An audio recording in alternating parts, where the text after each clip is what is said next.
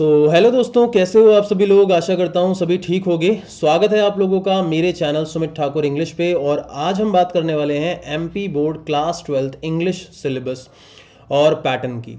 तो हम जानेंगे सारी की सारी इंपॉर्टेंट इन्फॉर्मेशन। तो अगर आप MP board English exam class 12th के लिए प्रिपेयर कर रहे हैं तो इस वीडियो को शुरू से लेकर एंड तक देखें, क्योंकि ये बहुत ज़रूरी है कि आप लोगों को पता हो कि आप लोगों का एग्जाम पैटर्न क्या है, किस तरीके के क्वेश्चंस पूछे जाएंगे और क्या सिलेबस है जहाँ से आप लोगों को प्रिपेयर करना है। एंड डोंट वरी, मैं आप लोगों की इस प्रिपरेशन में हेल्प करने वाला हूँ और मैं हूँ सुमित ठाकुर, आप लोगों का इंग्लिश एजुकेटर।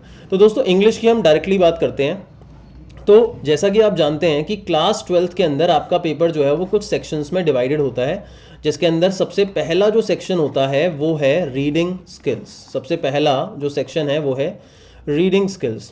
टोटल जो 80 मार्क्स का आप लोगों का पेपर है उसके अंदर अगर हम रीडिंग स्किल्स की बात करें तो क्वेश्चन नंबर 1 आप लोगों का स्टैंड करता है 10 मार्क्स के लिए।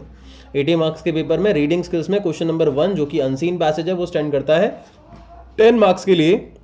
और क्वेश्चन नंबर 2 जो कि नोट मेकिंग का है वो स्टैंड करता है 4 मार्क्स के लिए, जिसके अंदर अनसीन पैसेज के अंदर आप लोगों को कॉम्प्रहेंशन, इंटरप्रिटेशन, इनफ्रेंस और वोकैबुलरी बेस्ड क्वेश्चंस पूछे जाते हैं। आपका पैसेज फैक्चुअल हो सकता है, डिस्क्रिप्टिव हो सकता है, लिटरेरी हो सकता है, केस बेस्ड हो सकता है, कोई भी हो सकता है। मतलब फैक्चुअल मतलब ऐसा पैसेज जो फैक्ट्स पे आधारित होता है, डिस्क्रिप्टिव मतलब जहाँ पे कोई भी प्रोसेस कुछ डिस्क्राइब कर रखा है, लिटरेरी पैसेज मतलब जैसे कोई पोम आ गया, कोई चैप्टर की स्टोरी आ गई, या केस स्टडी मतलब जैसे कोई डेटा बेस्ड पैसेज होता है तो वो भी आ सकता है। तो इसके अंदर जो क्वेश्चंस आएंगे वो मेनली मल्टीपल चॉइस क्वेश्चंस होंगे, ऑब्जेक्टिव टाइप क्वेश्चंस होंगे। हम ये मान के चलते हैं कि 1 मार्क का एक क्वेश्चन होएगा तो 10 क्वेश्चन आएंगे एक एक मार्क्स के, तो ये ऑब्जेक्टिव टाइप क्वेश्चंस होंगे। फिर नोट मेकिंग के अंदर 4 मार्क्स में टाइटल के लिए 1 मार्क, नंबरिंग एंड आइडेंटिटी के लिए 1 मार्क, की ग्लॉसरी मतलब एब्रीवेशन जो शॉर्ट फॉर्म्स बनाई जाती हैं उसके 1 मार्क, नोट्स के 1 मार्क। तो ये सारी चीज़ें होंगी जिसके अंदर आई थिंक 4 मार्क्स सिर्फ नोट्स वाले पार्ट के आप लोगों को दिए गए हैं। तो ये 14 मार्क्स का आपका पेपर हो जाता है। अब रीडिंग स्किल्स एक तरीके से हमारा यहाँ पे स्टैंड कर रहा है 14 मार्क्स का, ठीक है। इसको आप नोट करते रहिए।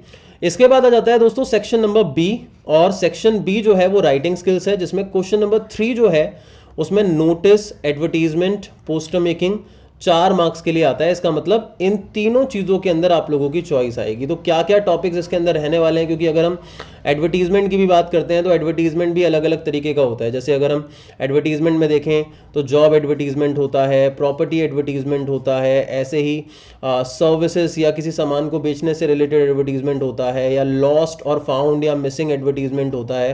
तो देयर मेनी कैटेगरीज।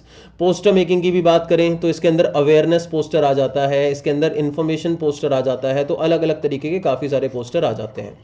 नोटिस की बात करें तो इसमें भी कैजुअल इन्फॉर्मेशन के लिए एक नोटिस होता है, एक इवेंट के लिए नोटिस होता है। तो अलग अलग तरीके के आ जाते हैं। तो ये 4 मार्क्स का आपका टॉपिक है, जिसमें फॉर्मेट के लिए 1 मार्क, कंटेंट के लिए 2 मार्क्स और एक्सप्रेशन के लिए 1 मार्क आ जाता है। फिर लेटर राइटिंग भी आप लोगों का 4 मार्क्स का है। लेटर राइटिंग के अंदर आप लोगों को दे रखा है फॉर्मल और इनफॉर्मल, दोनों के दोनों लेटर्स दे रखे हैं, जिसके अंदर कौन से लेटर्स आएंगे मैं आप लोगों को बता दूंगा। फॉर्मल लेटर में मेनली जो हमारे लेटर्स आते हैं वो हो गए जैसे लेटर टू एडिटर हो गया, इसके अलावा प्लेसिंग ऑर्डर लेटर हो गया, इसके अलावा कंप्लेन लेटर हो गया, और कंप्लेन लेटर के अलावा इंक्वायरी लेटर हो गया, इसके अलावा एक जॉब लेटर जो कि ऑफिशियल लेटर के अंदर आ जाता है। तो ये आपके फॉर्मल के अंदर आते हैं। इनफॉर्मल के अंदर कोई भी फ्रेंड रिलेटिव को लिखने के लिए जो लेटर आता है वो इनफॉर्मल लेटर होता है। तो ये भी आपका 4 मार्क्स का आएगा। Correct format 1 mark, content body के 2 मार्क्स और एक्सप्रेशन का 1 मार्क। तो 8 मार्क्स का राइटिंग स्किल हो गया। फिर आ जाता है दोस्तों आपका लॉन्ग कंपोजिशन। लॉन्ग कंपोजिशन में ऐसे आर्टिकल बात एक ही है, पैराग्राफ राइटिंग बात एक ही है। तो ये भी 4 मार्क्स का आएगा। तो इसका मतलब अगर हम बात करते हैं राइटिंग स्किल्स की, तो राइटिंग स्किल्स में टोटल कितने क्वेश्चंस आएंगे? 3 क्वेश्चंस आएंगे। उन 3 क्वेश्चंस के अंदर 4-4 मार्क्स के वो 3 क्वेश्चन होंगे, और टोटल आपका राइटिंग सेक्शन स्टैंड करेगा 12 मार्क्स का। फिर इसके बाद दोस्तों आ जाता है सेक्शन सी। देखो, मैं अगर बात करता हूं सीबीएसई बोर्ड के कंपैरिजन में एमपी बोर्ड की, तो सीबीएसई बोर्ड में ग्रामर वाला पोर्शन नहीं आता, लेकिन एमपी बोर्ड के अंदर ग्रामर वाला पोर्शन है, जहां पे आपको क्वेश्चन नंबर 1 के अंदर क्वेश्चंस दे रखे हैं gap filling, tenses, preposition, verb, conjunctions, articles मतलब जैसे ए एंड द, ठीक है, मॉडल्स, डिटर्मिनर्स, इन सब के ऊपर बेस्ड गैप फिलिंग के क्वेश्चन दे रखे हैं। और इसके अलावा 2S डायरेक्टेड दे रखा है, जिसमें वॉइसेस मतलब एक्टिव पैसिव वॉइस, और ट्रांसफॉर्मेशन ऑफ सेंटेंसेस, और साथ के साथ क्लॉजेस जो है ये हमारे को दे रखा है। समझ में आ गई बात। तो ये सारी की सारी चीजें हमारे को दी हैं जो कि 10 मार्क्स के अंदर आएंगी। तो हम ये मान के चलते हैं कि ये आपका सेक्शन सी जो है, जो ग्रामर वाला पोर्शन है, ये आपका 5 मार्क्स का क्वेश्चन नंबर 1 के अंदर और 5 मार्क्स का क्वेश्चन नंबर 2 के अंदर पूछा जाएगा। तो यहाँ पे 5 क्वेश्चन हो सकते हैं गैप फिलिंग के, और यहाँ पे भी 5 डू एज डायरेक्टेड के क्वेश्चन हो सकते हैं। Is it clear?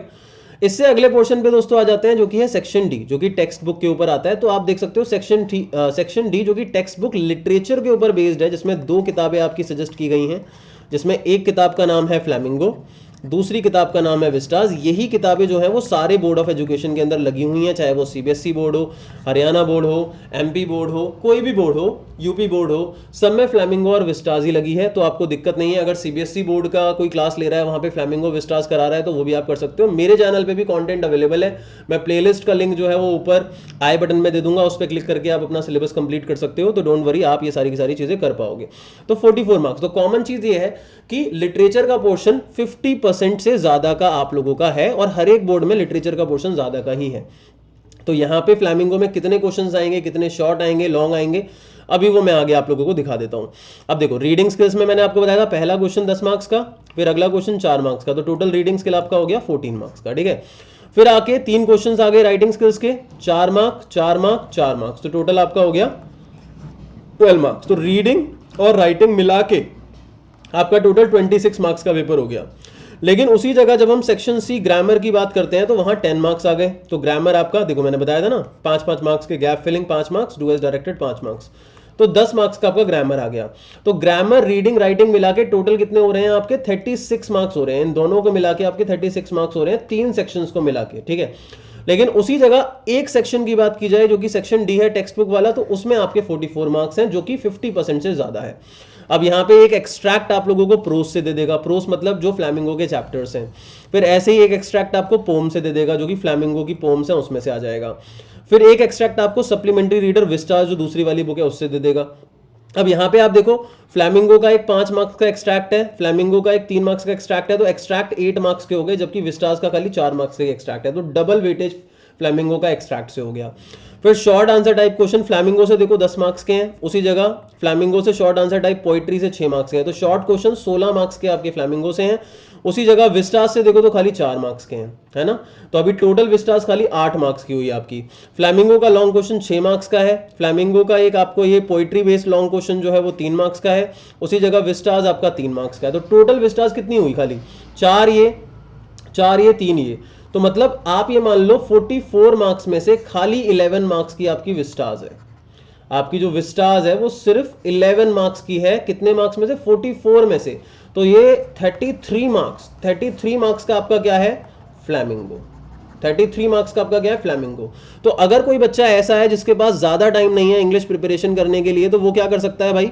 वो सबसे ज्यादा ध्यान कौन सी किताब पे दे सकता है? फ्लैमिंगो पे सबसे ज्यादा ध्यान दे सकता है। अगर वो फ्लैमिंगो पे ध्यान देगा, फ्लैमिंगो को एनसीईआरटी से लाइन बाय लाइन भी कर लेगा, तो उसकी प्रिपरेशन बहुत अच्छी हो जाएगी। लिटरेचर में वो बहुत अच्छा स्कोर कर पाएगा। तो आई होप दोस्तों, जो भी मैंने आप लोगों को बातें बताई हैं वो सारी की सारी बातें आप लोगों को समझ में आई होगी। कोई दिक्कत, कोई परेशानी नहीं होगी। अगर किसी तरीके की भी कोई भी प्रॉब्लम आती है तो आप कमेंट सेक्शन के अंदर मेंशन कर सकते हैं। आप लोगों के सुमित भैया आप लोगों के लिए अवेलेबल हैं, आप लोगों की हमेशा हेल्प करने के लिए तैयार हैं। जैसा कि मैंने बताया, पूरा का पूरा कंटेंट जो है फ्लैमिंगो का, विस्टास का, राइटिंग सेक्शन का, वो मेरे चैनल पे अपलोडेड है। ठीक है, आप प्लेलिस्ट के सेक्शन में जाके चेक कर सकते हैं, अपना पूरा सिलेबस कंप्लीट कर सकते हैं। एनसीईआरटी लाइन बाय लाइन करना चाहते हैं तो वो भी कर सकते हैं। किसी भी तरीके की प्रॉब्लम आती है तो नीचे कमेंट सेक्शन के अंदर आप मुझे कमेंट कर सकते हैं और मैं आपको रिप्लाई जरूर करूंगा। मेरे टेलीग्राम ग्रुप को ज्वाइन कर सकते हैं, जहां पे मैसेज करके आप अपने डाउट्स भी पूछ सकते हैं। उसका लिंक भी नीचे डिस्क्रिप्शन बॉक्स के अंदर अवेलेबल है। तो मिलते हैं बच्चों दूसरी वीडियो के अंदर। तब तक के लिए बाय बाय, टेक केयर। अगर आप लोगों को स्ट्रैटेजी बेस्ड वीडियो चाहिए तो आप मुझे इसके लिए कमेंट सेक्शन में मैसेज जरूर करें। Thank you so much, bye bye, take care.